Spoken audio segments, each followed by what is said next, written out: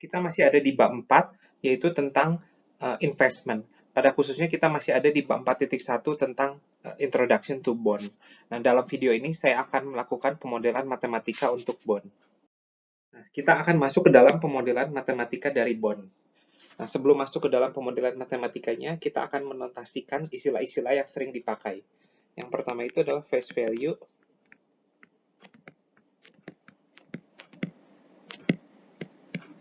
Kemudian ada R.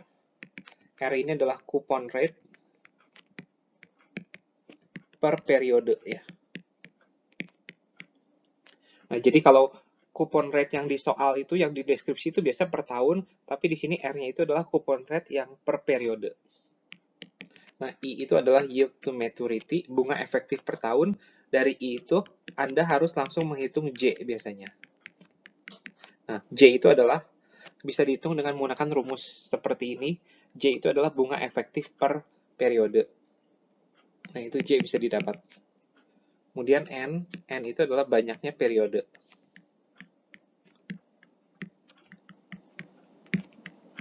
Jika bond kita itu jangka waktunya 10 tahun, sementara compoundingnya itu setiap semi-annual, berarti N-nya itu 20 ya. Jadi ini tergantung soal sih. Nah, bond price-nya adalah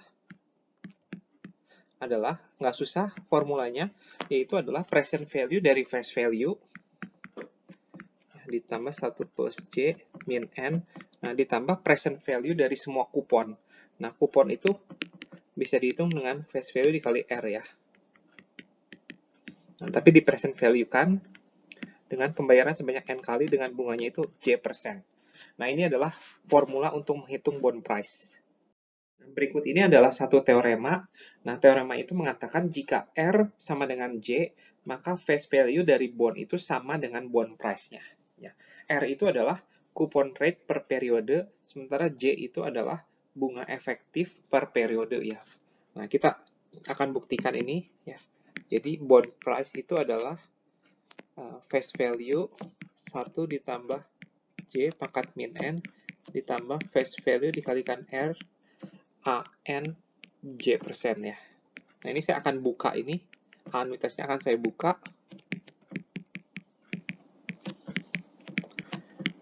Nah, R-nya kan sama dengan J, jadi saya ganti langsung dengan J. Ini adalah 1 min 1 plus J pangkat min N dibagi dengan J. Nah, sebenarnya dari sini sudah terbukti ya. Ini J sini bisa saya coret. Terus kemudian yang bagian sini itu tercoret dengan yang bagian sini. Dan ini akan sama dengan face value dari bondnya. Nah, di sini tuh memberikan kita sebuah fakta yang sangat bagus. Jadi jika coupon rate itu sama dengan yield to maturity, maka face value kita itu sama dengan bond price-nya.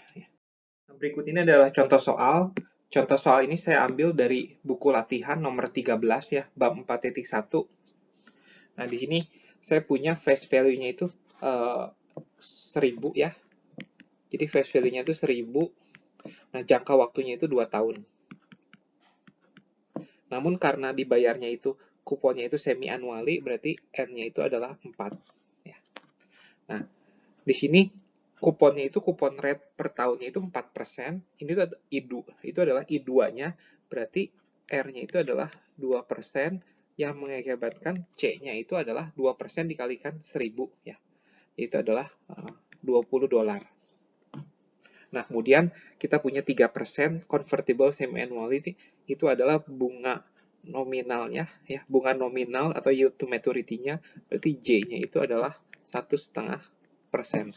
Nah, dari sini kita bisa hitung harga dari bond kita ya, yang A. Itu bond price-nya itu adalah 1000 dikalikan 1 plus 0,015 angkatin min 4 nih ya, ditambah 20 A 4 1,5%. Nah, ini bisa kita hitung ya, nggak susah. Nah, kemudian nomor B, nah, jika ini adalah bond yang 5 tahun, tapi bukan yang 2 tahun, harganya jadi berapa gitu. Ya, tinggal kita ganti aja semuanya. Ya. 0,015, ini pangkatin min 10 ya sekarang. Ya, ini nggak berubah banyak ya, tinggal mengganti N-nya saja. Nah, di sini kalau kebetulan nih, nah ini 4% sama 3%-nya itu nilainya tuh sama.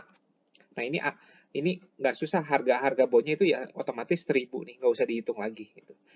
Ya. Tapi ketika yield to maturity itu atau kupon rate itu lebih besar daripada harga daripada harga yield to maturity, biasa harga bondnya itu bisa lebih mahal atau bisa lebih murah. Nah, ini akan kita bahas di bab 4.2.